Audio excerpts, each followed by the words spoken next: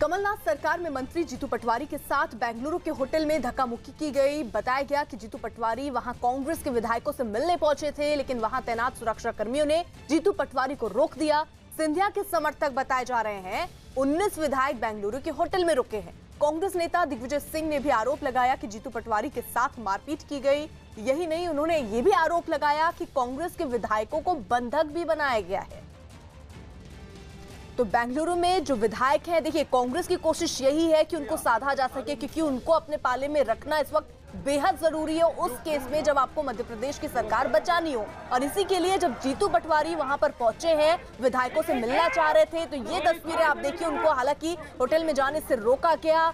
अब कांग्रेस ये आरोप लगा रही है कि वहां न सिर्फ उनको रोका गया बल्कि उनके साथ मारपीट की गई और उसके अलावा वहां पर विधायकों को बंधक भी बनाकर रखा गया है। और ये दो तस्वीरें आपके सामने, जिस तरीके से जीतू पटवारी से मारपीट का आरोप कांग्रेस लगा रही है, हालांकि उनको रोका गया था और पुलिस कर्मी जो वहां पर आपको तस्वीरों में देख रहे हैं, उनसे उनकी झड़प भी हुई। काफी देर झड़प के बाद वो जब उन्हें समझाया गया, उसके बाद वो देखिए बाहर का रुख जरूर कर रहे हैं। मनोज हमारे साथ सहयोगी इस वक्त जुड़ चुके हैं। मनोज, ये हुआ क्या? जीतू पटवारी के साथ क्या वाकई मारपीट हुई है?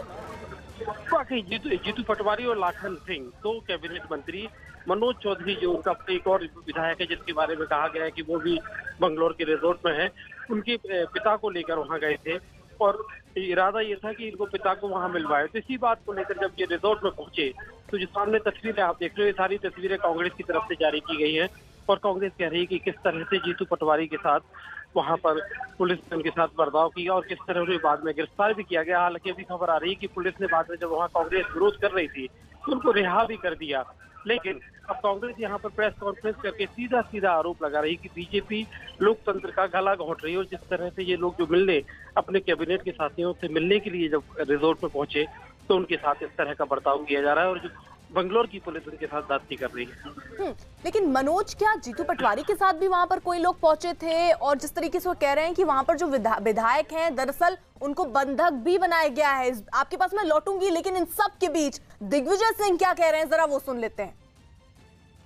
इससे ये प्रमाण हो रहा है कि कांग्रेस पार्टी के विधायकों को भारतीय जनता पार्टी ने कर्नाटक पुलिस के द्वारा बंधक बना रखा है।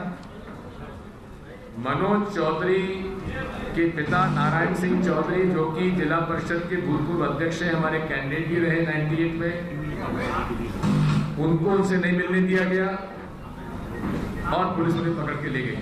भारतीय जनता पार्टी की सरकार कर्नाटक में हमारे मंत्रियों लाखन सिंह यादव और जीतू पटवारी के साथ किस कदर बदतमीजी कर रहे हैं। तो मनोज, जिस तरीके से दिग्विजय सिंह यहाँ पर ये कह रहे हैं कि उनके जो नेता हैं वो वहां पहुंचे हैं और वहां पर पहले तो विधायकों को उनका कहना है कि बंधक बनाया गया, उसके बाद जब उनसे बात करने के लिए पहुंच रहे हैं तो धक्का मुक्की कर रहे हैं। ये बीजेपी की सरकार दरअसल कोशिश कर रही है बीजेपी कि मध्य प्रदेश की सरकार गिर जाए। वाकई, क्योंकि सत्ता के संघर्ष में जिस तरह की ये तस्वीरें सामने आ रही हैं वाकई चौंकाने वाली हैं और कांग्रेस तो सीधा आरोप लगा रही है कि दोनों हमारे मंत्री गए थे, कैबिनेट मंत्री को दोनों को भेजा गया था कि आपके जो कैबिनेट के साथी हैं और साथ ही साथ एक मनोज चौधरी नाम के जो दूसरी है कांग्रेस की, उनके पिता को लेकर गए थे। तो इरादा सिर्फ उनको उनके परिवार से मिलवाने का था, लेकिन वो उनको मिलाया नहीं गया। उसकी जगह देखिए सामने जब वहाँ रिजोर्ट में कर्नाटक पुलिस है, उसने अंदर भी नहीं जाने दिया और उसके साथ बर्ताव जो किया, जैसे हाथापाई की नौबत आई आपने तस्वीरों में देखा, उसके बाद उनको गिरफ्तार किया गया, बाद में हालांकि रिहा कर दिया गया। लेकिन ये तस्वीरें दिखा रही हैं क्योंकि वो जो 19 विधायक हैं, साथ में 3 और विधायक जिन्होंने इस्तीफा दिया है, कुल 22 विधायकों ने इस्तीफा दिया है, तो जो 19 विधायक हैं उनका मध्य प्रदेश में कमलनाथ की सरकार के चलने के लिए उनका समर्थन जरूरी है। अगर पूरे विधायकों का ना सही तो उनमें से कम आधे विधायकों का समर्थन जरूरी है। ऐसे मनोज, इस घटना को अब कांग्रेस पार्टी अपने तरीके से परिभाषित भी कर रही है और प्रेस कॉन्फ्रेंस कर भोपाल में कहा गया है कि 2 कैबिनेट मंत्री जीतू पटवारी और लाखन सिंह को जान का खतरा है।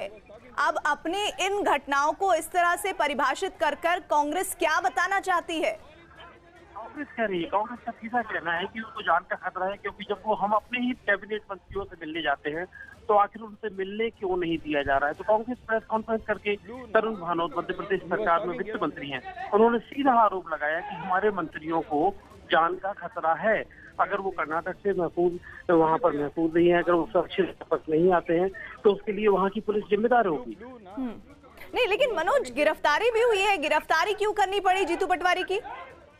जो कांग्रेस की बात अगर हम माने तो उनका कहना है कि जब वो वहाँ पहुंचे तो उनको अंदर जाने से उन्हें बंधक बनाया गया, उनको वहाँ हाथापाई की नौबत आई पुलिस के बीच में, जीतू पटवारी के बीच में, लाखन सिंह दूसरे जो मंत्री थे उनके साथ। और उसके बाद जब वो उनको अरेस्ट किया गया, बाकायदा सीधे कह रहे हैं कि उसको अरेस्ट किया गया, और उसके बाद फिर बाद में ये इस तरह की रिपोर्ट हम पे आ रही है कि बाद में वहाँ कांग्रेस के लोगों ने जब विरोध किया तो उनको रिहा कर दिया गया। लेकिन मनोज, जिस तरीके से ये कहा जा रहा है, क्योंकि कांग्रेस देखिए दिग्विजय सिंह को हमने सुना, वो ये कह रहे हैं उनके साथ सिर्फ धक्का मुक्की नहीं हुई, उनके साथ मारपीट हुई है, लेकिन तस्वीरें तो झूठ नहीं बोलती, तस्वीरों में कुछ और ही दिख रहा है। ये दिख रहा है कि हालांकि पहले जो पुलिस है वो उनको समझाते हुए इस तरफ लाने की कोशिश कर रहे थे, लेकिन उसके बाद जीतू पटवारी जो है वो धक्का देते हुए पुलिस को नजर आ रहे हैं। ये जो तस्वीरें हैं, कांग्रेस तो इन तस्वीरों को जारी करके प्रेस कॉन्फ्रेंस करके बाकायदा दावा कर रही है कि उनके मंत्रियों के साथ सलूकी की गई, हाथापाई की गई, और मंत्री एक जो इरादा था जिस इरादे से मिलने गए थे, आखिर एक पिता को अपने बेटे से मिलने का हक है या नहीं है, किस इरादे से वो एक मनोज चौधरी नाम के विधायक के पिता को साथ लेकर वहां पहुंचे थे, लेकिन उन्हें ये काम नहीं करने दिया, उल्टे उन्हें रिजोर्ट के अंदर जाने नहीं दिया गया, और उसके बाद उनको बंधक बनाया गया, उसके बाद उनको गिरफ्तार किया गया। ये सब दावे बाकायदा आनंद फानंद में की गई प्रेस कॉन्फ्रेंस में कांग्रेस ने ये वीडियो जारी की है, और अभी भी प्रेस कॉन्फ्रेंस में मैं हूँ, और प्रेस कॉन्फ्रेंस में अभी कांग्रेस लगातार इसी बात को कह रही है कि लोकतंत्र का गला घोटने की कोशिश हो रही है। मनोज, आप इस खबर को ट्रैक करते रहिए, आपके पास लौटेंगे हम आगे। तो मध्य प्रदेश में अपनी सरकार बचाने में जुटी कांग्रेस ने अब जयपुर में अपने 86 विधायकों को एक ही रिजॉर्ट में शिफ्ट कर दिया है। पहले कांग्रेस ने अपने विधायकों को 2 अलग अलग रिजॉर्ट में रखा था, जिसमें 48 विधायकों को एक रिजॉर्ट में रखा गया था, जबकि 38 विधायकों को दूसरे रिजॉर्ट में रखा गया था। लेकिन अब सभी विधायकों को एक ही रिजॉर्ट में शिफ्ट किया गया है। इस दौरान कांग्रेस विधायकों ने दावा किया है कि उनके पास बहुमत है और बीजेपी में अगर हिम्मत है तो वो फ्लोर टेस्ट करवा ले।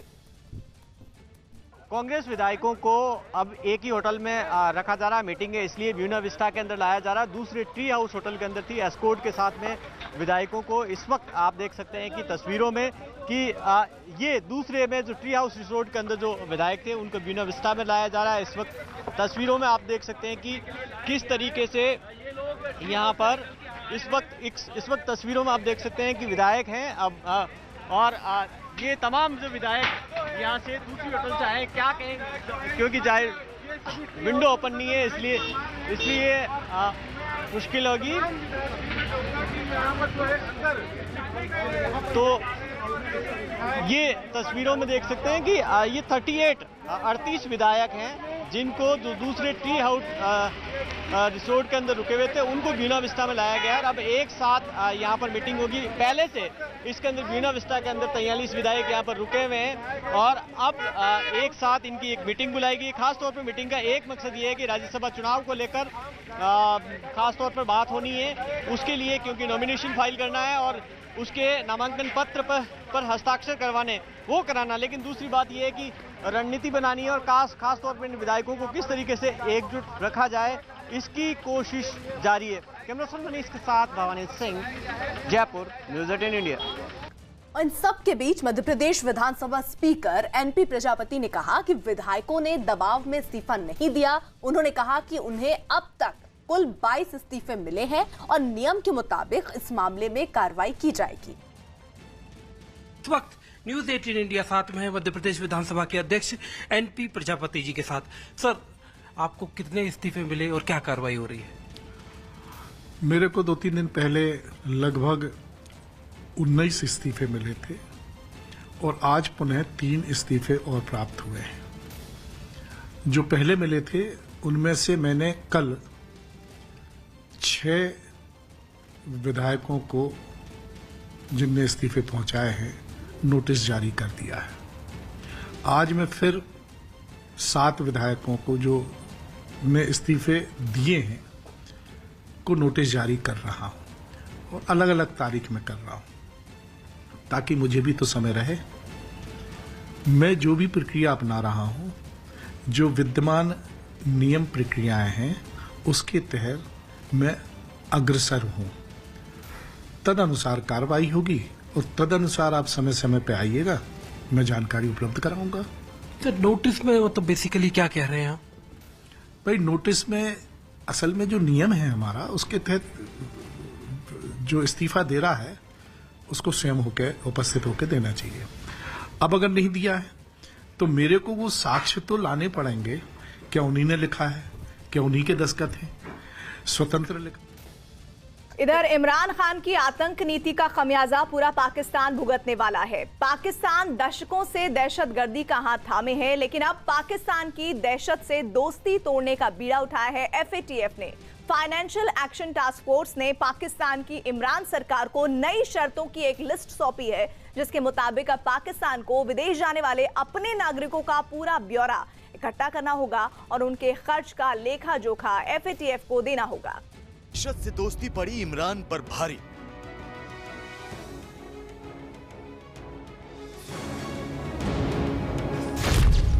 FATF ने की नकेल कसने की तैयारी। इमरान को देना होगा खर्चों का हिसाब किताब।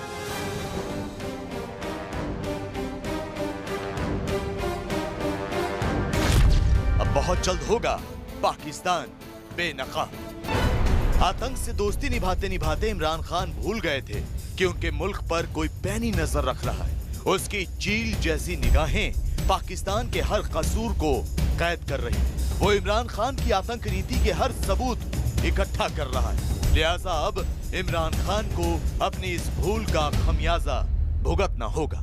इमरान खान को सीने पर पत्थर रखकर दहशतगर्दों के खिलाफ वो कार्रवाई करनी होगी जिसके लिए बरसों से पाकिस्तान पर दबाव बनाया जा रहा था। जी हां, पाकिस्तान को FATF की कुछ नई शर्तों का पालन करना होगा।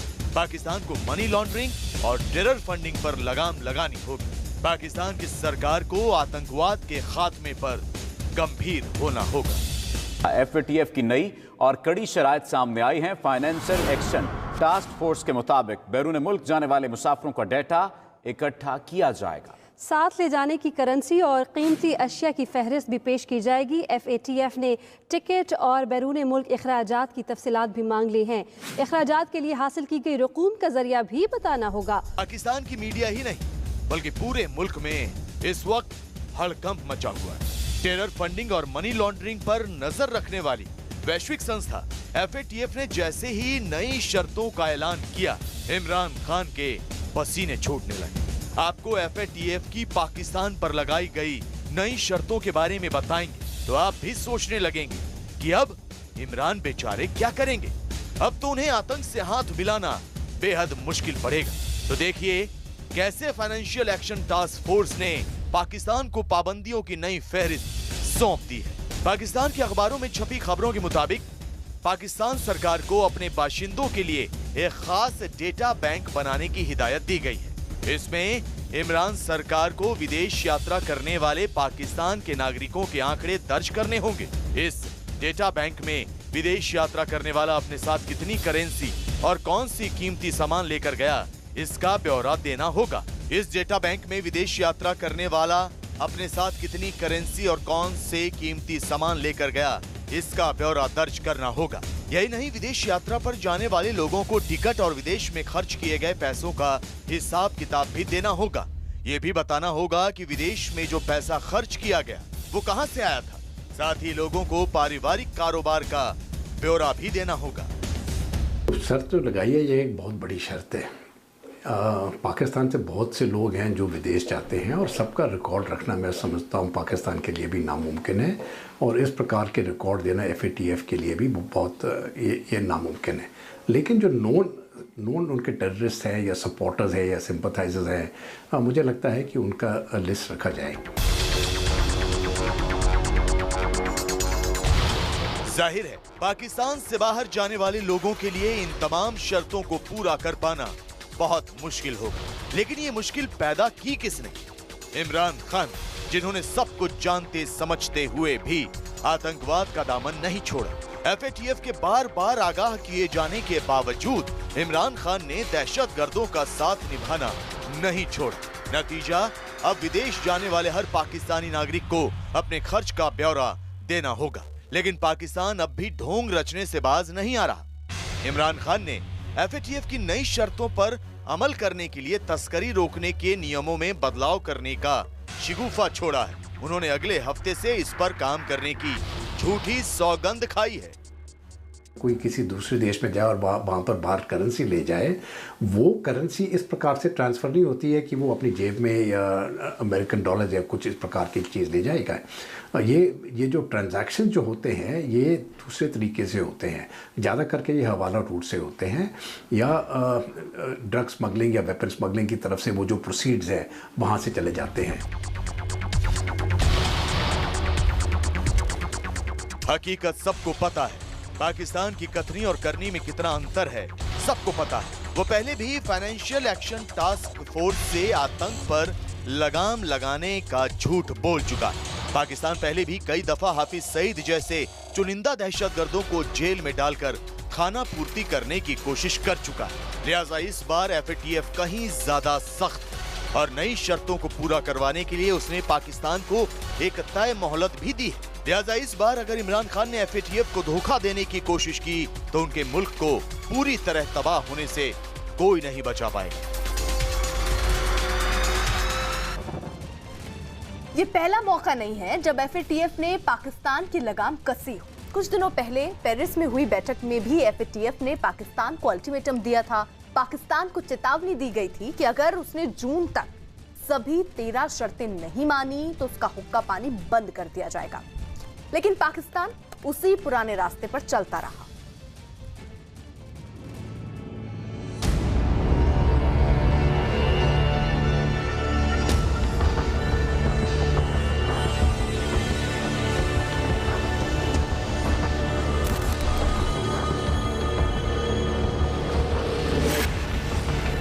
देश में मौजूद आतंकी संगठनों को आर्थिक मदद पहुंचाना, देश से बाहर ऑपरेट कर रही आतंकी तंजीमों को फंडिंग करना, दहशतगर्दी को पालना पोसना और उसका खर्च उठाना पाकिस्तान की पहचान रही है। दशकों से पाकिस्तान खून के प्यासे शैतानों का भरण पोषण करता रहा है, लेकिन अब ऐसा लग रहा है कि बहुत जल्द आतंकी भूखों मरेंगे। पाकिस्तान पाई पाई को मोहताज हो जाएगा।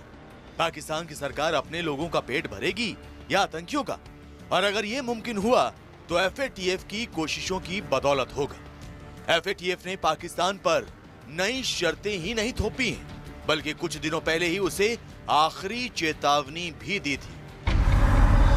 दरअसल पाकिस्तान अपनी तमाम कोशिशों के बावजूद एफएटीएफ की ग्रे लिस्ट से बाहर निकलने में कामयाब नहीं हो सका था। पिछले महीने एफएटीएफ की पेरिस में हुई बैठक में पाकिस्तान को ग्रे लिस्ट में बनाए रखने का फैसला किया गया था। पाकिस्तान को सिर्फ 4 महीने की मोहलत देते हुए चेतावनी दी गई थी।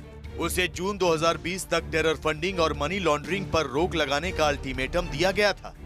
पाकिस्तान को चेतावनी मिली थी कि अगर उसने एफएटीएफ की शर्तों को पूरा नहीं किया तो उसे ब्लैकलिस्ट में भी डाला जा सकता है।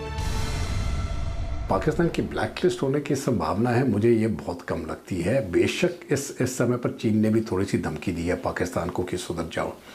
मुझे नहीं लगता है कि पाकिस्तान जून में भी ब्लैकलिस्ट होगा।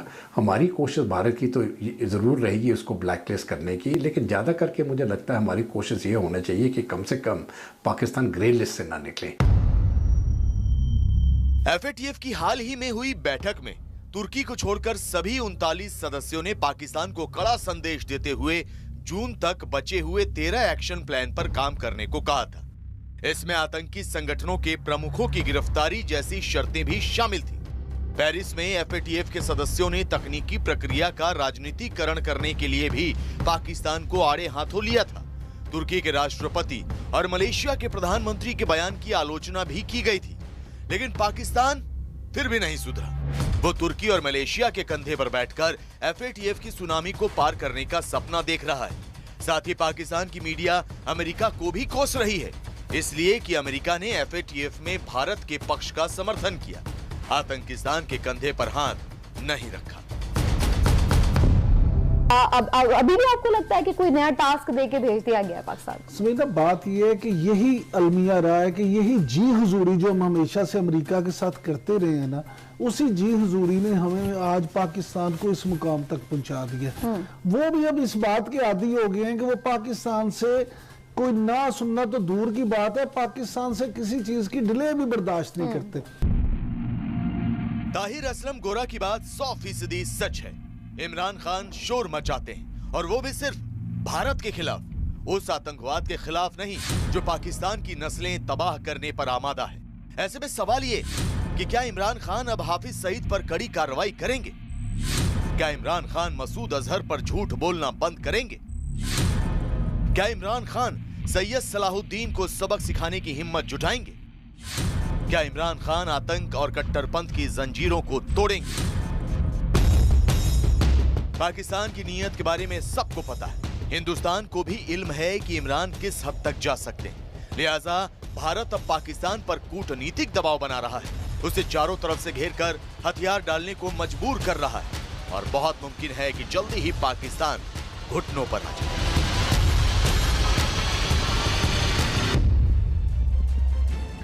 और पाकिस्तान में न सिर्फ आतंक का राज है, बल्कि वहां कट्टरपंथी भी लगातार ताकतवर होते जा रहे हैं। इतने ताकतवर कि अब वो इमरान सरकार की बात मानने को भी राजी नहीं है। दरअसल होली के मौके पर इमरान खान ने पाकिस्तान में रह रहे हिंदुओं को ट्विटर पर मुबारकबाद दी थी, लेकिन जैसे ही ये शुभकामना संदेश कट्टरपंथियों ने पढ़ा, आग बबूला हो गए।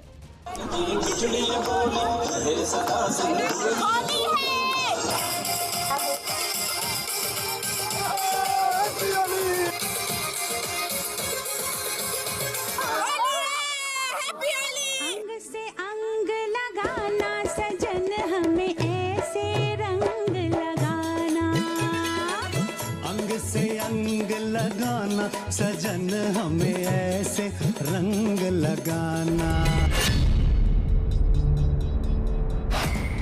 होली की हार्दिक शुभकामनाएं देना इमरान को पड़ा महंगा।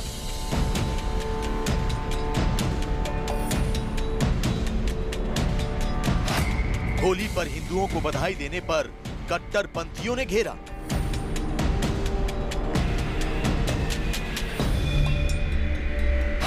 कट्टरपंथियों के हाथों में पाकिस्तान सरकार की बागडोर।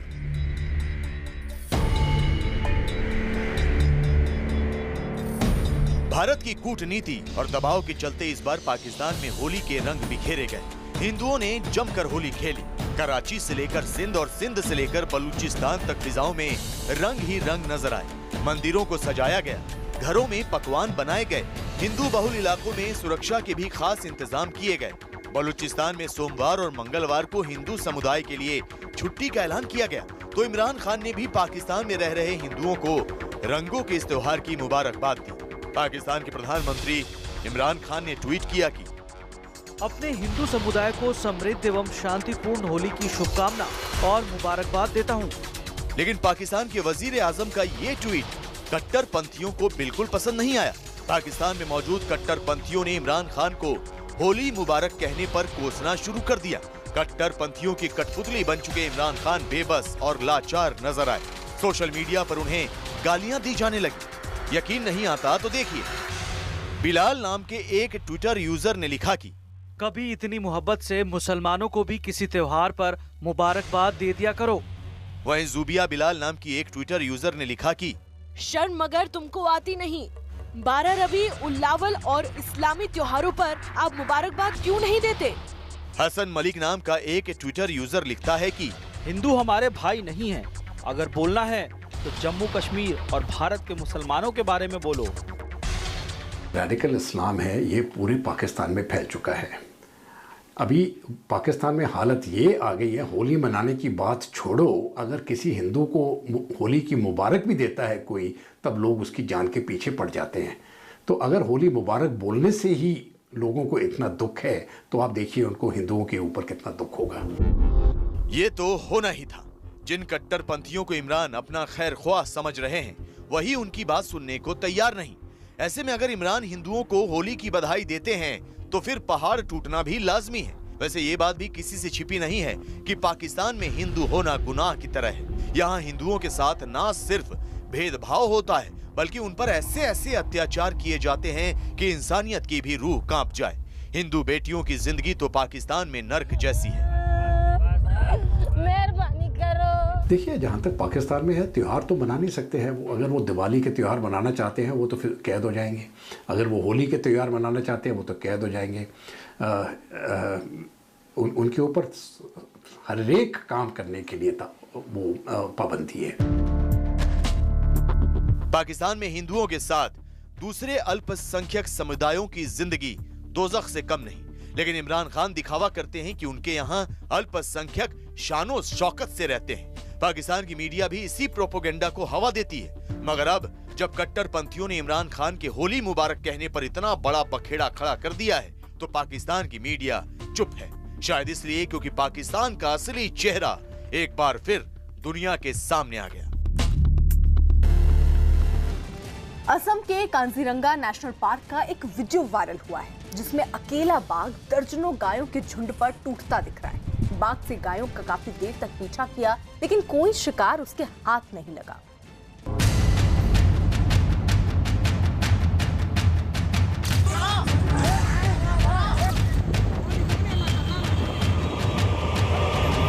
कहीं जंगल में हुई जंग, कहीं बस्ती में हुआ बवाल, कहीं सड़क पर छिड़ा संग्राम, कहीं दिन दहाड़े पड़ गया डाका। ये देश और दुनिया से आई वो तस्वीरें हैं जिन्हें जिसने भी देखा वो हैरान रह गया, क्योंकि ये ऐसी तस्वीरें हैं जो कम ही देखने को मिलती हैं।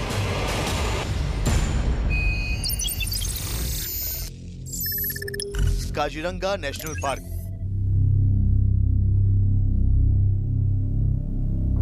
ये हैरान करने वाला वीडियो असम के काजीरंगा नेशनल पार्क का है। इस वीडियो में गायों के झुंड का एक बाघ पीछा कर रहा है। गायों का झुंड बहुत बड़ा है और बाघ अकेला, लेकिन बाघ से मुकाबले की हिम्मत किसी में नहीं और अकेला बाघ दर्जनों गायों के झुंड पर टूट पड़ा।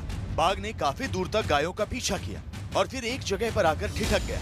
शायद उसने गायों का शिकार करने का इरादा छोड़ दिया। गायों को डराकर बाघ पास में बह रही नदी के करीब पहुंच गया। ये वीडियो काजीरंगा नेशनल पार्क की सैर करने गए कुछ सैलानियों ने शूट किया है। काजीरंगा नेशनल पार्क एक सींग वाले गैंडे के लिए दुनिया भर में मशहूर है, लेकिन पिछले कुछ साल से यहाँ बाघों की संख्या में तेजी से बढ़ोतरी हुई।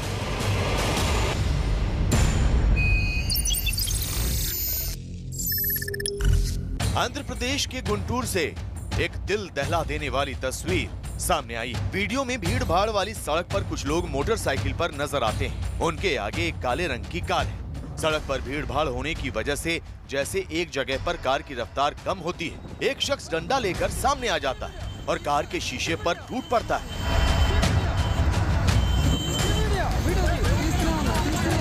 हमले से कार का शीशा टूट जाता है। इसके बाद ये युवक डंडे से एक के बाद एक कई हमले करता है। वो कार में बैठे लोगों पर वार कर रहा है। इस हमले में कार में बैठे लोग बुरी तरह से जख्मी भी हुए। ये मामला सियासी रंजिश का है। जिस युवक ने हमला बोला वो आंध्र प्रदेश की वाईएसआर कांग्रेस की यूथ विंग का नेता है और जिस कार पर हमला हुआ उसमें टीडीपी के नेता बुद्ध वेनकन्ना सवार थे। गाड़ी में टीडीपी के नेता के वकील भी सवार थे जो हमले में जख्मी हुए।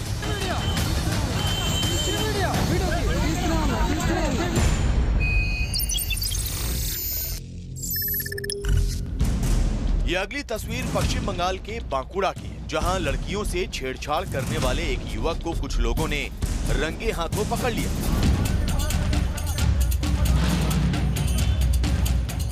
इस युवक को पकड़ने के बाद लोगों ने उसे एक खंभे से बांध दिया और फिर उसकी पिटाई शुरू कर दी। मौके पर मौजूद हर किसी ने युवक की जमकर पिटाई की, लेकिन कोई उसे बचाने नहीं आया।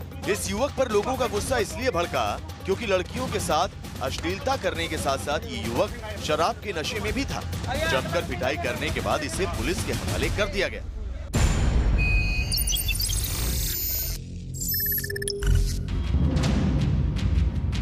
ये तस्वीर राजधानी दिल्ली की है, जहां बेखौफ बदमाशों ने बंदूक की नोक पर एक बड़ी लूट को अंजाम दिया। सीसीटीवी में कैद इन तस्वीरों में साफ नजर आ रहा है कि 3 मोटरसाइकिल में आए बदमाशों ने एक शख्स को चारों ओर से घेर लिया। इसके बाद एक शख्स पिस्तौल लेकर युवक की ओर बढ़ता है। पिस्तौल देखकर ये युवक जान बचाने के लिए भागता है। इसके बाद बदमाश मोटरसाइकिल के बैग में रखे 4 लाख रुपए लेकर फरार हो जाते हैं। ये वीडियो 17 फरवरी का है जो अब सामने आया है।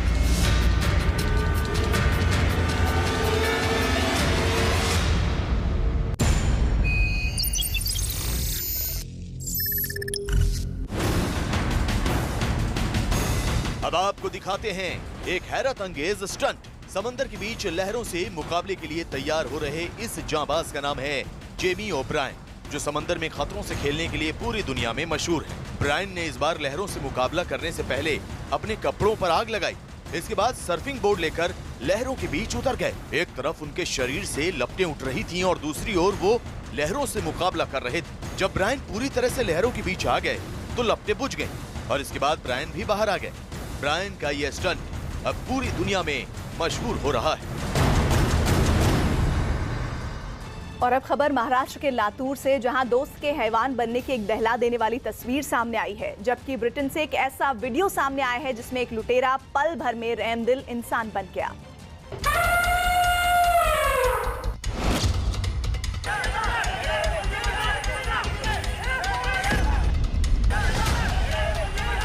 मंदिर में बेकाबू हुआ हाथी।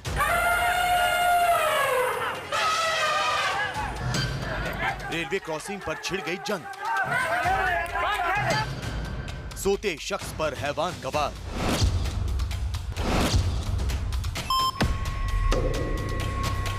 दिल दहला देने वाली ये तस्वीर महाराष्ट्र के लातूर की है, जहां सोते हुए एक शख्स पर उसका ही दोस्त हैवान बनकर टूट पड़ा।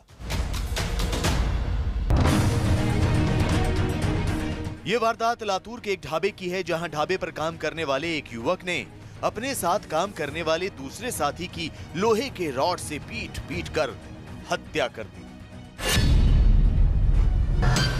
इस हैवानियत की वजह मामूली कहा सुनी थी। दिन में ढाबे पर काम करते वक्त भुजंग और सूरज नाम के 2 वेटरों के बीच झगड़ा हुआ था। रात होने पर जब ढाबा बंद हुआ तो भुजंग और सूरज ढाबे में ही सोने चले गए। भुजंग तो सो गया, लेकिन गुस्से की आग में जल रहा सूरज सोया नहीं था। भुजंग के गहरी नींद में जाने के बाद सूरज ने ढाबे में मौजूद लोहे की एक रॉड निकाली और सोते हुए भुजंग पर वार करना शुरू कर दिया। सूरज अपने ही साथी भुजंग पर तब तक लोहे की रॉड से वार करता रहा जब तक कि उसकी मौत नहीं।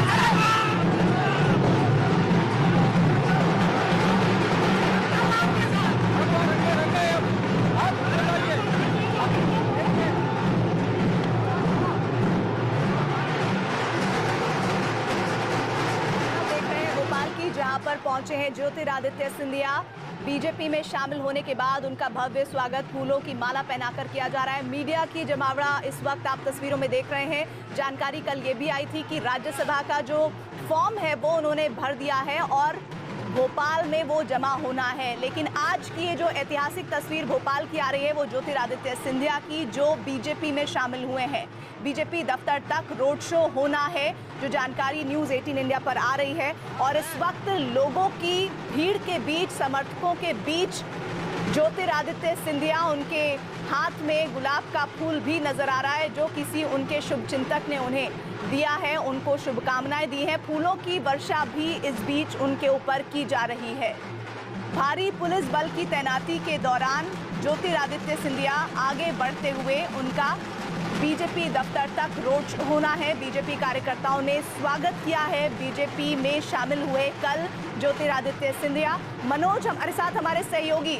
मनोज, ये ऐतिहासिक तस्वीर इस वक्त ज्योतिरादित्य सिंधिया और उनके कार्यकर्ताओं के लिए वाकई, क्योंकि मध्य प्रदेश में अभी तक ज्योतिरादित्य सिंधिया का जो स्वागत होता था वो बतौर कांग्रेस के एक बड़े नेता के तौर पर होता था, और आज पहली बार बीजेपी में शामिल होने के बाद अब यहाँ पर बीजेपी स्वागत कर रही है। क्योंकि इसके पहले बीजेपी की तरफ से सिंधिया का विरोध होता था, माफ करो महाराज जैसे नारे लगाए जाते थे। लेकिन सिंधिया के अब पार्टी में आने के बाद तमाम नेता, जिस तरह से चाहे पूर्व मुख्यमंत्री शिवराज सिंह चौहान हो या नरोत्तम मिश्रा हो, जितने भी नेताओं से हमने बात की, सब इस बात को मानते हैं कि इससे पार्टी को फायदा हुआ है। पार्टी उनके स्वागत के लिए पूरी तरह से तैयार है और इस बार उनका ऐसा स्वागत किया जाएगा कि इससे पहले कभी बीजेपी दफ्तर में ऐसा कभी इस तरह के शानदार अप्रत्याशित स्वागत होते हैं। मनोज, अब आगे का कार्यक्रम क्या रहने वाला है? रोड शो करना था क्या यहाँ एयरपोर्ट से ही? अब जैसे ही गाड़ी में वो बैठ रहे हैं तो यहीं से रोड शो शुरू हो जाएगा? रोड शो की बजाय पार्टी ने इस तरह का प्रोग्राम रखा है कि पार्टी दफ्तर में एक बड़ा कार्यक्रम रखा है। तो अभी अगले 20-25 मिनट के अंदर सिंधिया पार्टी दफ्तर में पहुंच जाएंगे जहां उनका कार्यक्रम होगा। तो यहाँ पर राजमाता सिंधिया की जो प्रतिमा है उस पर वो माल्यार्पण करेंगे। इसके अलावा एक कार्यक्रम और रखा गया है जिसमें बताया गया है कि इसमें उनके पिता स्वर्गीय माधवराव सिंधिया की तस्वीर भी होगी। तो इस तरह से स्वागत के जो मुख्य कार्यक्रम रखा गया है वो बीजेपी के दफ्तर में ही रखा गया है। शाम को खाने का कार्यक्रम पूर्व मुख्यमंत्री शिवराज सिंह चौहान के साथ है और कल दोपहर के खाने की एंगेजमेंट नरोत्तम मिश्रा, बीजेपी के एक और बड़े नेता पूर्व मंत्री हैं, उनके साथ रखी गई है। जी मनोज, साथ ही जानकारी ये भी है कि जफर इस्लाम जिन्होंने बड़ी भूमिका निभाई है ज्योतिरादित्य सिंधिया को बीजेपी में शामिल करवाने की, वो भी इस वक्त उनके साथ है। वो उनके साथ हैं। और एक बात है, मैं आपको बता दूं कि सिंधिया ने चूंकि उनका मध्य प्रदेश से राज्यसभा के लिए नाम भी अनाउंस हुआ है और कल सिंधिया राज्यसभा के लिए अपना पर्चा भी भरेंगे। तो जफर इस्लाम की भूमिका सिंधिया के बीजेपी में आने में बड़ी अहम मानी जाती है, क्योंकि मध्य प्रदेश के जो तमाम नेता थे उनका ये जो पार्टी सूत्रों से पता चलता है कि वो उनकी भूमिका की बजाय जफर इस्लाम की भूमिका को अहम माना जाता है सिंधिया के बीजेपी में आने। तो कि आना एक सामान्य घटना नहीं है। सिंधिया बीजेपी में गए ये तो एक अहम बात है। ये उससे भी बड़ी बात है कि उसके बदले में बीजेपी को मध्य प्रदेश की सरकार मिलने की ऐसे हालात बने हैं कि कांग्रेस की सरकार गिरे और उसके बाद जाहिर तौर पर बीजेपी को बहुमत होगा और वो सरकार बना ले। तो एक साथ सिंधिया बीजेपी के लिए फायदा मध्य प्रदेश की सरकार बनवाने का लेकर आए। और बिल्कुल ये तस्वीर देखिए, भोपाल पहुंच चुके हैं बीजेपी ज्वाइन करने के बाद। अब ज्योतिरादित्य सिंधिया पहली बार भोपाल पहुंचे हैं और यहाँ पर देखिए भव्य स्वागत। वहां पर जो बीजेपी के कार्यकर्ता हैं वो माला पहनाते हुए उनका स्वागत करते हुए, और इस वक्त ज्योतिरादित्य सिंधिया जो है वो अपनी कार में सवार भी हो गए हैं। हालांकि पहले रोड शो का एक कार्यक्रम रखा था, लेकिन फिलहाल ये रोड शो का कार्यक्रम तो नहीं है। बीजेपी दफ्तर में जरूर उनके लिए भव्य एक कार्यक्रम रखा गया है, जहां अब से थोड़ी देर में ही उनका ये काफिला पहुंच भी जाएगा। उनके साथ नरेंद्र सिंह तोमर इस वक्त मौजूद हैं और साथ ही साथ पूरी तैयारी देखिए उस वक्त से ही ये चल रही थी, जैसे ही ये खबर आई कि वो भोपाल पहुंचेंगे, क्योंकि उनको अपना पर्चा भी वहां भोपाल में जमा कराना है। वहीं ज्योतिरादित्य सिंधिया का ये अंदाज जो ऐसे अमूमन कांग्रेस में जरूर देखा गया है, लेकिन अब वो बीजेपी जब ज्वाइन कर चुके हैं तो ये अंदाज थोड़े बदले उन्हें भी महसूस हो रहे होंगे। और वहां जो आप भीड़ देख रहे हैं उनके अगल बगल, पहले यहाँ कांग्रेस के कार्यकर्ता नेता जुटे होते थे, इस बार मंजर कुछ अलग है। यहाँ पर बीजेपी के कार्यकर्ता और नेता जुड़े हुए नजर आ रहे हैं। मनोज हमारे साथ जुड़े हुए हैं। मनोज, सुबह हमने ये तस्वीरें भी देखी थी कि जहाँ एक तरफ स्वागत की तैयारी है, वहाँ दूसरी तरफ कुछ लोग जो है नाराज भी दिख रहे हैं।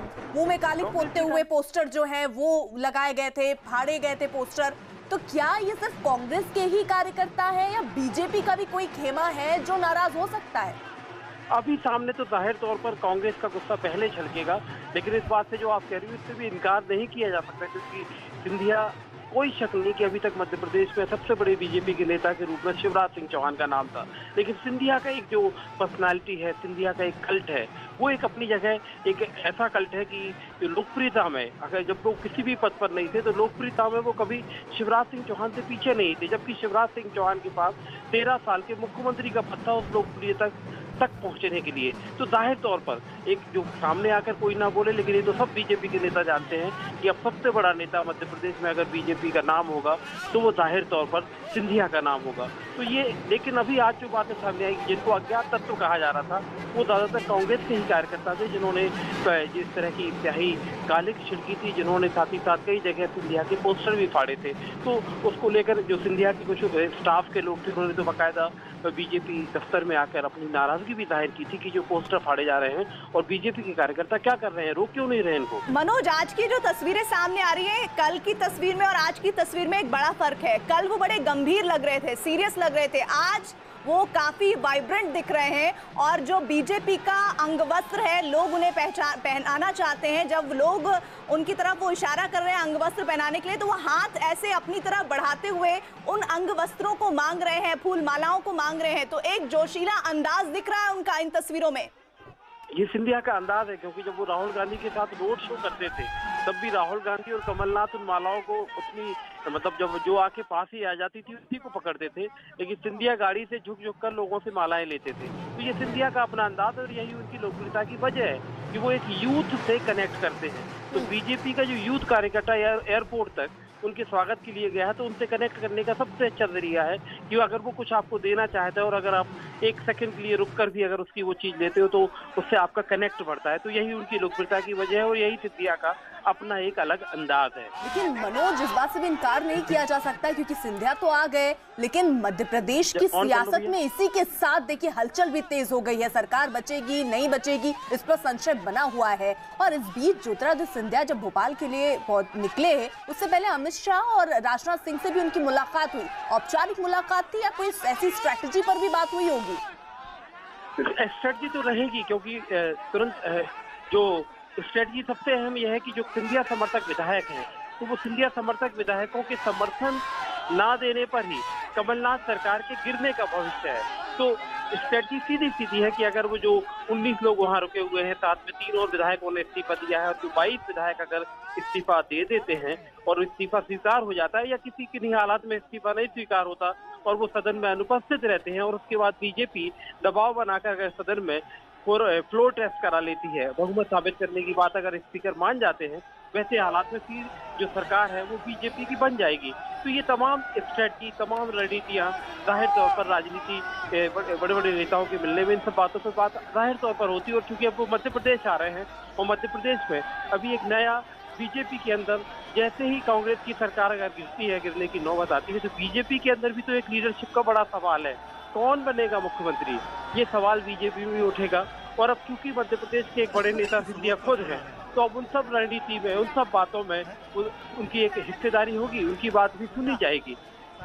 मनोज, जिसे कहते हैं कि बालिग होना, राजनीति में बालिग हुए हैं, 18 साल का जीवन व्यतीत किया है ज्योतिरादित्य सिंधिया ने और जैसे ही वो 18 साल पूरे हुए उन्होंने बीजेपी ज्वाइन कर ली। इसे कैसे देखा जा रहा है? बीजेपी के कार्यकर्ताओं में तो काफी जोश है, ये तस्वीर बता रही है, लेकिन कांग्रेस इसे कैसे परिभाषित कर रही है?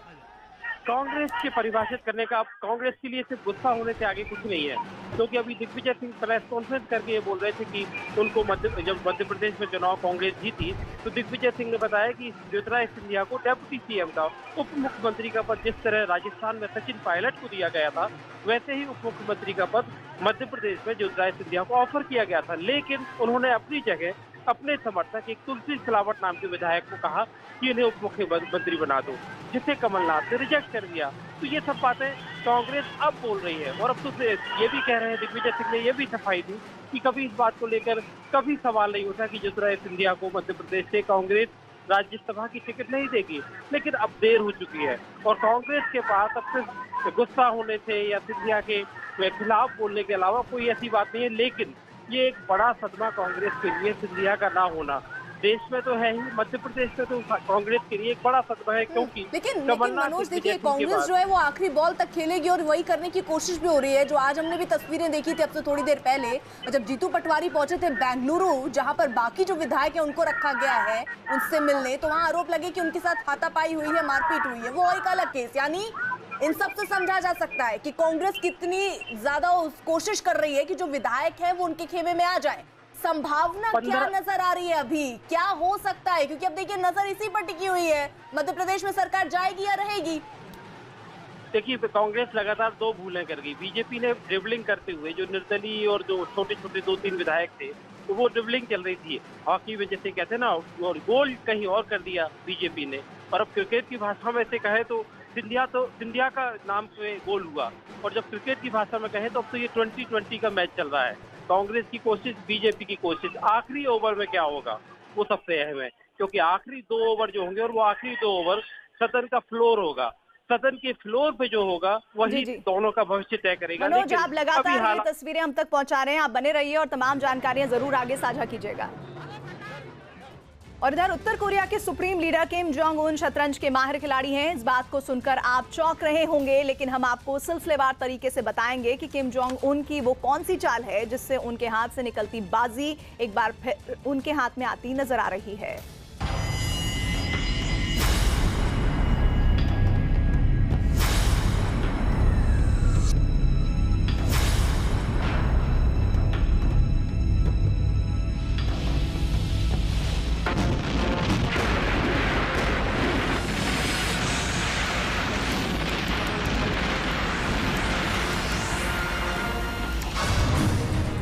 जोंग उन की मिसाइल और शतरंज की मिसाल।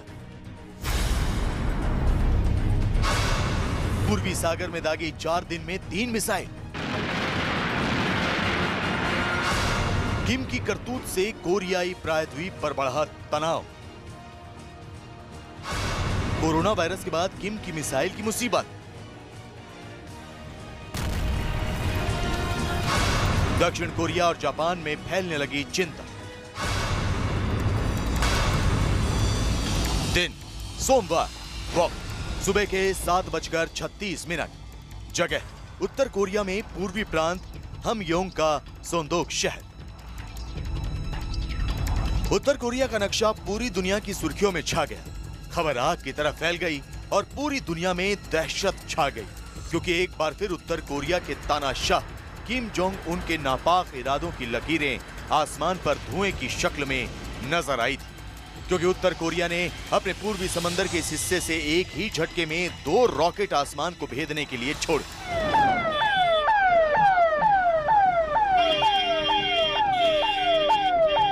भोपाल पहुंच चुके हैं और जिस तरीके से आपने तस्वीरों में देखा, भव्य स्वागत, क्योंकि ऐसा पहली बार हो रहा है कि जब वो बीजेपी ज्वाइन करके भोपाल पहुंचे हों, और ऐसे में बीजेपी में एक अलग लहर सी दिख रही है, बीजेपी के कार्यकर्ताओं में अलग लहर दिख रही है, क्योंकि इसी के साथ साथ कहते हैं दोनों हाथों में लड्डू से नजर आ रहे हैं बीजेपी को। एक हाथ में जहां ज्योतिरादित्य सिंधिया एक बड़े नेता मध्य प्रदेश के कांग्रेस के जब वो नेता थे तो एक युवा चेहरे के तौर पर उनकी पहचान थी, काफी करीब थे राहुल गांधी के, और अगर आप उंगलियों में गिनेंगे मध्य प्रदेश के जो नेता हैं बड़े, उनमें ज्योतिरादित्य सिंधिया सबसे पहले और दूसरे नंबर पर सामने आएंगे। लेकिन अब इन सब के बीच देखिए पासा जो है वो पूरी तरीके से पलट चुका है। सिंधिया बीजेपी ज्वाइन कर चुके हैं, आज वो भोपाल पहुंचे हैं, राज्यसभा के लिए अपना जो पर्चा है वो दाखिल करेंगे।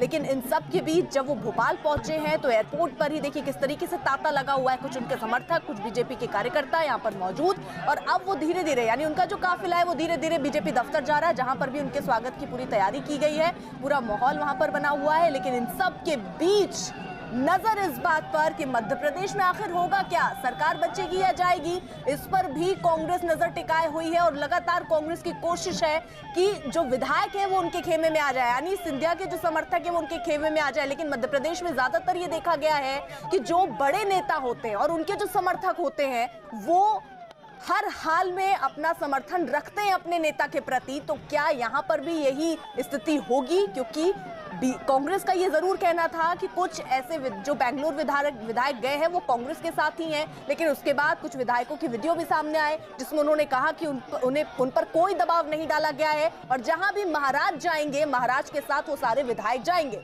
अब क्या गणित कांग्रेस बैठाती है और किस तरीके की आगे की रणनीति कांग्रेस की होती है ये देखना होगा। लेकिन इसकी देखिए तैयारियां पहले ही कर ली गई, क्योंकि कांग्रेस के जीतू पटवारी जो हैं वो पहुंचे थे बेंगलुरु, जहां पर विधायक इस वक्त मौजूद हैं, जो बाकी विधायक हैं उनसे मिलने के लिए, उनको समझाने के लिए, लेकिन उनको वहीं पर रोक दिया गया। उसके बाद कांग्रेस का आरोप लगा कि उनके साथ मारपीट हुई है, उनके साथ धक्का मुक्की हुई है, यानी कोशिशें जरूर कर रही है, आखिरी गेंद तक जो है कांग्रेस खेलना चाहती है।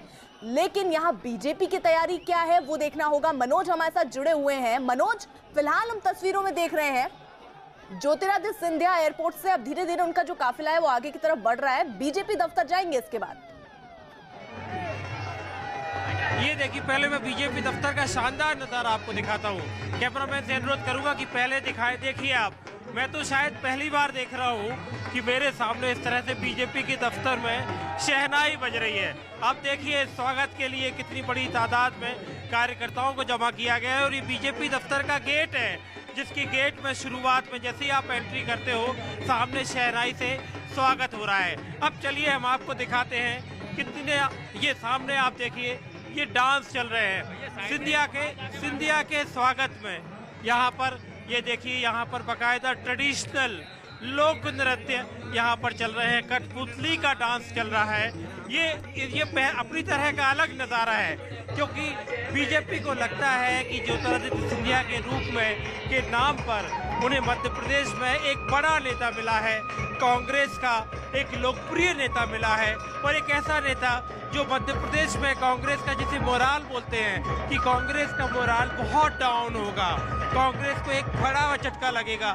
स्वागत तो देखिए कितना नया तरीका, एक तरफ पारंपरिक नृत्य और दूसरी तरफ शहनाई, ये सारे लोग यहाँ पर जमा हुए हैं। और ये देखिए एक डांस की तैयारी और हो रही है यहाँ पर। ये अलग अलग जगह से कलाकार बुलाए गए हैं और ये कलाकार आके अपनी अपनी प्रस्तुतियां दे रहे हैं। और सबको ये जब ज्योतिरादित्य सिंधिया इस दफ्तर में पहुंचेंगे तो उनकी आंखों के सामने उन्हें इस बात का एहसास कराया जाएगा कि देखिए बीजेपी आपकी कितनी कीमत करती है, आप बीजेपी के लिए कितने अहम हो। ये सारी तैयारियां यहाँ पर डांस करके की गई है। मनोज, कल शिवराज सिंह चौहान ने बयान दिया था, उन्होंने कहा अब शिवराज और महाराज एक हैं। जरा बताइए कि पार्टी इस वक्त जहां आप खड़े हैं दफ्तर पर, वहां कौन कौन से लोग अभिनंदन के लिए तैयार हैं बीजेपी इकाई के? यहाँ बीजेपी में जैसे नरेंद्र सिंह तोमर केंद्रीय मंत्री उनके साथ आए हैं और यहाँ पर बाकायदा सारे लोग थे। ये शिवराज सिंह चौहान है, नरोत्तम मिश्रा है। मध्य प्रदेश की राजनीति का हर बड़ा किरदार इस वक्त बीजेपी दफ्तर में मौजूद है और सब यहाँ ज्योतिरादित्य सिंधिया का स्वागत करने के लिए तैयार हैं। और जो बात आप कह रही हो कि शिवराज और महाराज, ये सवाल न्यूज़ 18 इंडिया ने ही शिवराज सिंह चौहान से पूछा कि आप तो हर वक्त कहते थे माफ करो महाराज, अब क्या होगा? तो कहते नहीं, अब हम कहेंगे कि शिवराज और महाराज एक हैं। और ये भी कहेंगे कि स्वागत है महाराज। और कुछ आज यही हो रहा है भोपाल में, जब वहां सिंधिया पहुंचे हैं, जमकर वहां उनका स्वागत होते हुए इस वक्त हम तस्वीरों में देख रहे हैं। एयरपोर्ट से ही देखिए ये सिलसिला शुरू हो चुका है। बीजेपी दफ्तर में मनोज जिस तरीके से तस्वीर दिखा रहे थे कि भव्य स्वागत की तैयारी है। मनोज, इन तस्वीरों को देखकर तो ऐसा लग रहा है जैसे पहली बार ज्योतिरादित्य सिंधिया भोपाल आए हो। नया डांस शुरू, ये देखिए।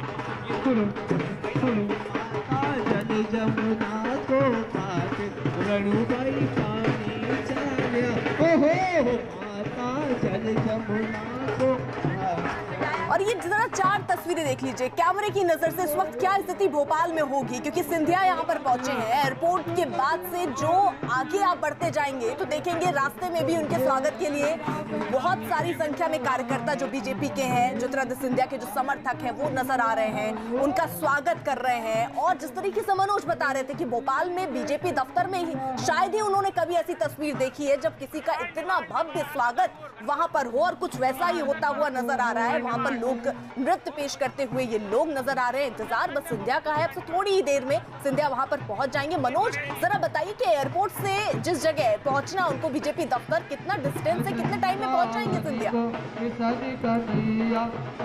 करीब 20-25 मिनट लगेंगे यहाँ तक आने में सिंधिया को। और जो रास्ते में, हालांकि उसे रोड शो नाम नहीं दिया गया है, लेकिन रास्ते में अगर कोई स्वागत करता है तो उसके लिए वो थोड़ा सा 1-1 मिनट के लिए रुकेंगे। तो आप मान के चल सकते हैं कि अगले 25 मिनट में ज्योतिरादित्य सिंधिया यहाँ पर एयरपोर्ट से यहाँ पर बीजेपी दफ्तर में होंगे। करीब 15 किलोमीटर का फासला ये है। ये जो नृत्य हो रहे हैं ये निमाड़ का बरेदी नृत्य है, निमाड़ का बुंदेलखंड का बरेदी नृत्य है। बड़े लोग दूर दूर से देखने के लिए, जब भी कोई लोग पारंपरिक नृत्य का कोई बड़ा कार्यक्रम देश में होता है या मध्य प्रदेश की जब रैली जो होती है रिपब्लिक डे पर भेजी जाती है तो उसमें भी ये नृत्य के कलाकार जाते हैं। और वो सामने आप जो देख रहे हो निमाड़ का, ये कठपुतलियों के साथ घनघोर नृत्य कहते हैं इसको, घनघोर। ये तो घनघोर और बरेदी, यानी घनघोर तरीके से बीजेपी खुश है आने पर। एक तस्वीर और आपको हम दिखाते हैं, ये देखिए, ये आप यहाँ पर सामने राजमाता सिंधिया, राजमाता की सिंधिया की इस मूर्ति का अनावरण जो है गृह मंत्री जो पहले जो राजनाथ सिंह पहले किया था, शिवराज सिंह चौहान, नरेंद्र सिंह तोमर, इनकी उपस्थिति में यहाँ पर ये राजमाता की मूर्ति लगी थी। लेकिन बगल में, हालांकि पहला चुनाव माधवराव सिंधिया ने जनसंघ के टिकट पर जीता था, तो आज बीजेपी के दफ्तर में कई चीजें पहली बार हो रही हैं और पहली वो आप सबको क्लियरली दिख रही है। कुछ दिनों से मैं कह रहा था कि ये जो कोरोना वायरस का प्रॉब्लम है बड़ा सीरियस प्रॉब्लम है और उस पे भी सरकार ने जिस प्रकार से एक्शन लेना था नहीं लिया। मेरा ये सवाल है कि जो हिंदुस्तान की स्ट्रेंथ थी, जो हमारी इकोनॉमी है, जो हमारी शक्ति है, उसको नरेंद्र मोदी जी ने और उनकी आइडियोलॉजी ने, उनकी पॉलिसीज ने नष्ट कर दिया है, खत्म कर दिया है। और आज नरेंद्र मोदी जी इसके बारे में कुछ नहीं बोल पा रहे हैं।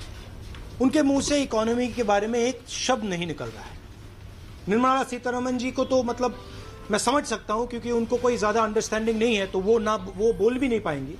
बट प्रधानमंत्री को देश को बताना चाहिए कि वो अर्थव्यवस्था के बारे में क्या कर रहे हैं और ये जो हालत बनी है ये क्यों बनी है, क्या किस कारण बनी है। ये मेरा मेन मैसेज था। रुपए की कीमत सर डॉलर के मुकाबले 75 रुपए के आसपास चली गई थी। हाँ। और तेल का दाम उस अपेक्षा कम नहीं हो रहा। देखिए यूपीए ने, मनमोहन सिंह जी ने इस देश की इकोनॉमी को 10 साल चलाया था।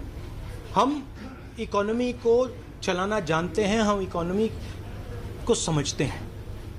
हिंदुस्तान की इकोनॉमी को नरेंद्र मोदी जी ने और उनकी पॉलिसीज ने नष्ट कर दिया है, खत्म कर दिया है। और जो लोग इसको देख रहे हैं, आप ये मत समझिए कि बात यहां रुकेगी, ये अभी शुरुआत है। जो काम नरेंद्र मोदी ने नोटबंदी से शुरू किया था, गलत जीएसटी लागू करके किया था, उसका नतीजा आज आ रहा है और ये शुरुआत है। ये जैसे सुनामी आती है, पहले पानी निकलता है, फिर बाद में पानी आता है। ये पानी निकल रहा है, इसके बाद पानी जबरदस्त तरीके से अंदर आएगा और लाखों करोड़ों लोगों को इस देश में नुकसान होगा। और खास तौर से जो युवा इस बात को देख रहे हैं, आपको ये सवाल पूछना है अपने प्रधानमंत्री से कि उन्होंने आपके रोजगार के लिए क्या किया है पिछले 6 साल में, क्योंकि आप ही इस देश के भविष्य हो और नुकसान होगा तो आपका होगा। जो 15-20 अरबपति हैं इस देश में, उनका नुकसान नहीं होने वाला है। राहुल जी मुझे एक सवाल आपकी पार्टी के भविष्य के बारे में आपको। हाँ सर, राज्यसभा की सीटें इतनी डिक्लेयर हो रही हैं, मैं ये पूछना चाहता हूँ, आप अपनी टीम के लोगों को क्यों नहीं राज्यसभा भेजा? भैया मैं मैंने बात सुन ली। मैं कांग्रेस प्रेसिडेंट नहीं हूँ। मैं कांग्रेस प्रेसिडेंट नहीं हूँ। मैं राज्यसभा के डिसीजन नहीं ले रहा हूँ। मैं हिंदुस्तान के युवाओं को जो इकोनॉमी है उसके बारे में बताना चाहता हूँ। आपकी टीम के लोगों की अनदेखी हो रही है, ऐसा परसेप्शन भैया, जिनको आप आगे लेकर आए थे, अभी जो आपकी टीम के लोग समझे जाते थे। भैया, it's a very simple thing. I am here making a statement about the economy of India. This is the most important thing that this country is facing right now. Okay? Who is in my team, who is not in my team, what else is going on is of no consequence. What is of consequence right now is that millions and millions of people in India are going to suffer like they have never suffered before. And frankly, I think it's insulting of you to raise such nonsensical questions, because the real issue here is what is going to happen to crores and crores of people who are going to be decimated. Let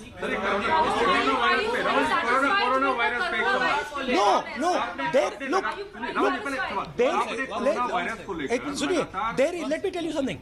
There is no preparation of coronavirus. I have said it again and again in my tweets. There is no preparation. The Indian government is asleep. They do not realize that coronavirus is spreading in this country. And it is going to have devastating consequences. Our Prime Minister is sleeping at the wheel. He does not understand these things. Unfortunately, I'm telling you, the Prime Minister of India is clueless about the economy, about how these things work. And we are heading on the highway for an accident. As a nation, we are heading for an accident as a nation. He says his ministers now will not go abroad. Okay.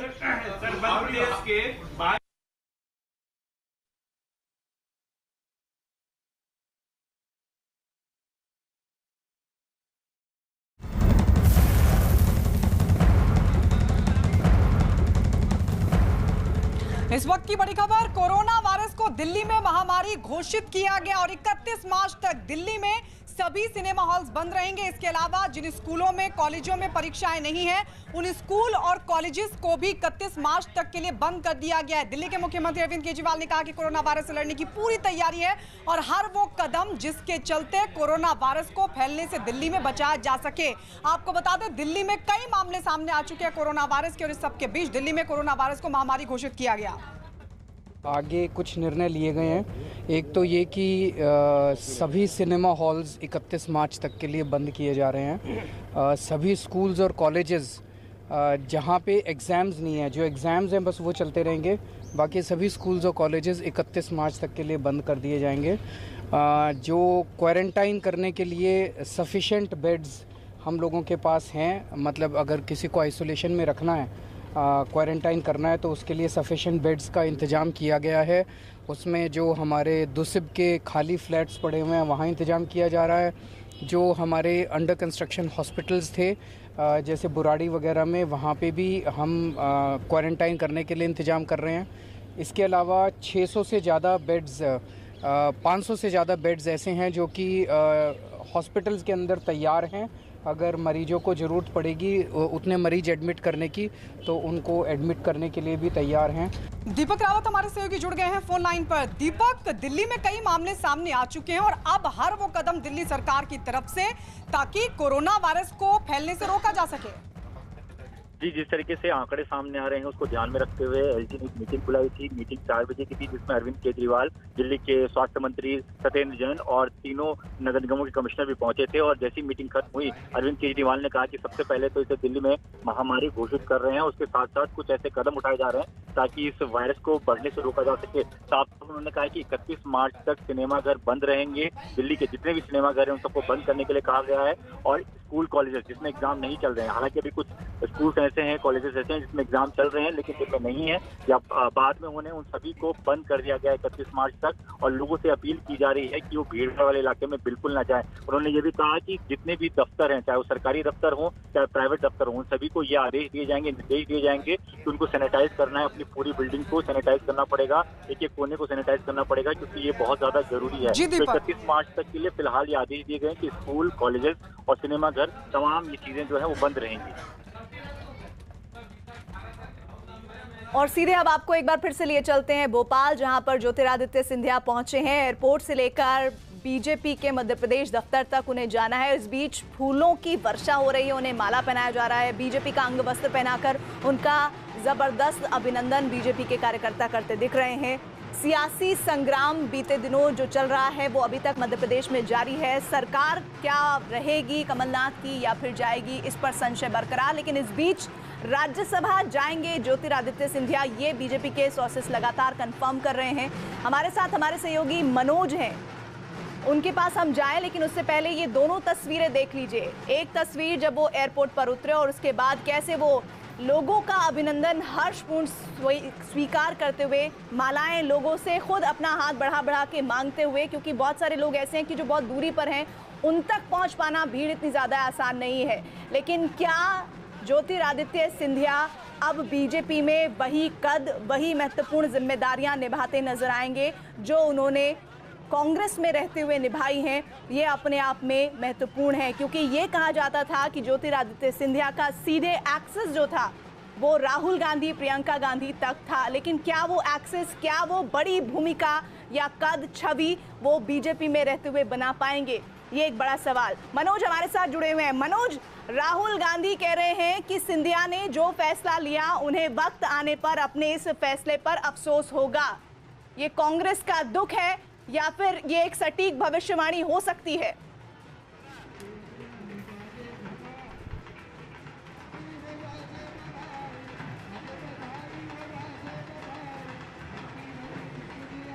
चलिए, मनोज के पास शायद आवाज नहीं पहुंच पा रही है, लेकिन एक बात तो तय है कि ये तस्वीर बीजेपी में जान फूंकने के लिए, नई ऊर्जा फूंकने के लिए बहुत जरूरी इस वक्त दिख रही है, क्योंकि मध्य प्रदेश में बीजेपी के कार्यकर्ता जितने उत्साहित हैं ज्योतिरादित्य सिंधिया एक युवा चेहरे को लेकर, ये कहा जा सकता है कि अब आने वाला बीजेपी का मध्य प्रदेश इकाई का जो युग है वो काफी ज्यादा युवा होने जा रहा है। इस बीच मनोज, आवाज शायद कम पहुंच रही होगी, लेकिन सवाल ये है कि राहुल गांधी कह रहे हैं कि सिंधिया को अपनी गलती का एहसास जल्द होगा। ये दुख है या फिर कुछ और? वाकई दुख तो होगा, क्योंकि राहुल गांधी ने हमेशा ये बताया कि एक तरह से सिंधिया के बारे में वो कहते थे कि you are a great warrior, और जिस तरह से हीरोइक वेलकम हो रही है, इस बात में कोई शक नहीं कि सिंधिया एक ग्रेट वॉरियर, बड़े योद्धा हैं, युवा योद्धा हैं। लेकिन उनको हमेशा कांग्रेस में कहा जाता था कि वक्त आएगा, इंतज़ार करिए, टाइम और साथ साथ इंतज़ार, वेट। तो वो इंतज़ार शायद सिंधिया के पास नहीं था और यही वजह है कि वो बीजेपी में चले गए। उसके बाद लगातार वो इस बात को मानते रहे कि उनके साथ कांग्रेस में जाती हुई। उनको जो मेहनत करने के बाद जो उनको मिलना चाहिए था वो नहीं मिला। हालांकि कांग्रेस से जब पूछो तो वो कहते हैं क्या नहीं दिया। बस सवाल ये है कि वो सांसद का चुनाव जो था गुना का, वो चुनाव तो वो खुद आ रहे थे। लोकसभा के चुनाव में पार्टी क्या देगी? इसके अलावा पार्टी की तरफ से हर चीज़ दी गई थी।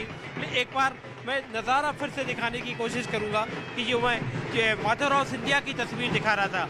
इस दफ्तर में कई चीज़ें, भोपाल के बीजेपी का जो प्रदेश दफ्तर है, इसमें कई चीज़ें पहली बार देखने को मिल रही हैं। पहली मर्तबा बीजेपी के दफ्तर में, चूँकि सिंधिया ज्योतिरादित्य सिंधिया बीजेपी में आ गए हैं, तो उनके पिता स्वर्गीय माधवराव सिंधिया की तस्वीर भी देखिए। इस पे आकर भी माल्यार्पण होगा। सिंधिया माल्यार्पण करेंगे ज्योतिरादित्य, साथ ही साथ बीजेपी के दूसरे नेता भी माल्यार्पण करेंगे। तो जाहिर सी बात है, बीजेपी के नेता कह रहे हैं कि बीजेपी में तो सिंधिया की घर वापसी हुई है। मोटे तौर पर वो अपने घर में वापस आए हैं, चाहे राजमाता सिंधिया हो या उनकी बुआ वसुंधरा राजे सिंधिया हो, जो कि राजस्थान की मुख्यमंत्री रही, या उनकी दूसरी बुआ यशोधरा राजे सिंधिया, जो मध्य प्रदेश सरकार। सिंधिया जी को अपने पॉलिटिकल भविष्य का डर लग गया और जो उनकी विचारधारा थी उन्होंने उसको अपनी जेब में रख दिया और आरएसएस के साथ चले गए। बट रियलिटी ये है कि वहां पे ना उनको रिस्पेक्ट मिलेगी और ना उनके दिल के अंदर जो सच्चाई है, जो इमोशन है, वो उसको सेटिस्फैक्शन मिलेगा। तो ये वो समझ जाएंगे। एंड मेरी तो ज्योतिरादित्य के साथ पुरानी फ्रेंडशिप है, तो ठीक है, वो फ्रेंडशिप है। बट ज्योतिरादित्य सिंधिया जी के दिल में जो है और उनके मुंह से जो निकल रहा है, वो अलग अलग चीजें हैं। लेकिन मध्य प्रदेश में सरकार बचेगी राहुल आपकी? मध्य प्रदेश में सरकार बच पाएगी? मैंने आपको बोला कि we are discussing the economy of this country, and I am trying to give a message on the economy, so I am not interested in diverting that message. Okay,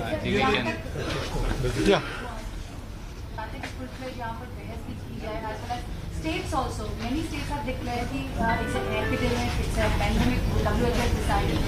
How do you see this? See, I'm not an expert. I'm not an expert, and it's not my place to start giving you tactical answers to this question. That what should be done on coronavirus. There are experts who understand what should be done.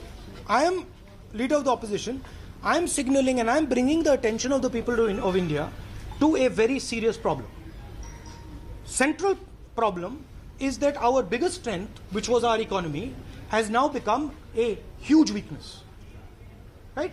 And a linked problem is that coronavirus, which is playing havoc in the rest of the world, is right now playing havoc in India. But the Indian government is pretending that it is not.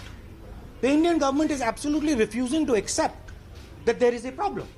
And so what I am proposing is that the Indian government... तो राहुल गांधी को आप सुन रहे थे, वो जवाब देना नहीं चाह रहे थे सिंधिया पर, लेकिन उन्होंने कहा डर की वजह से आरएसएस की विचारधारा से मिले हैं ज्योतिरादित्य सिंधिया। उनसे फिर सवाल किया गया तो जवाब मिला बीजेपी में कांग्रेस जैसी जगह नहीं मिलेगी, सीधे तौर पर वो सम्मान नहीं मिलेगा जिसका जिक्र राहुल गांधी ने किया। सिंधिया पर राहुल गांधी से बार बार किए गए सवालों के जवाब में उन्होंने कहा है कि उन्होंने जब देखा कि उनका भविष्य संकट में है तो उन्होंने अपनी विचारधारा को अपनी जेब में रख लिया।